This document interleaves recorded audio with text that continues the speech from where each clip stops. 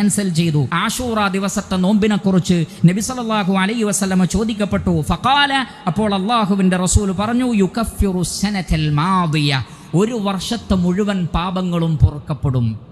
അഥവാ ഒരു വർഷം ചെയ്യുന്ന വൻ പാപങ്ങളല്ലാത്ത, വൻ പാപങ്ങൾ തൗബയിലൂടെ മാത്രമേ പൊറുക്കപ്പെടുകയുള്ളൂ. വൻ പാപങ്ങളല്ലാത്ത മാനുഷികമായി സംഭവിക്കുന്ന ചെറിയ ചെറിയ തെറ്റുകുറ്റങ്ങൾക്കെല്ലാം പരിഹാരമാണ് ഒരു ദിവസത്തെ നോമ്പ്. അതുകൊണ്ട് തന്നെ മുഹറം മാസത്തിലെ ആ നോമ്പിലൂടെ ഒരു വർഷത്തെ ചെറിയ പാപങ്ങളെല്ലാം പൊറുക്കപ്പെടുമെന്ന് റസൂലുള്ളാഹി സ്വല്ലല്ലാഹു അലൈഹി വസല്ലമ പഠിപ്പിച്ചിരിക്കുന്നു. അതോടൊപ്പം തന്നെ അവസാന കാലഘട്ടത്തിൽ റസൂലുള്ളാഹി സ്വല്ലല്ലാഹു അലൈഹി വസല്ലമ ഒരു കാര്യം കൂടി പറഞ്ഞുപോയി. എന്താണത്?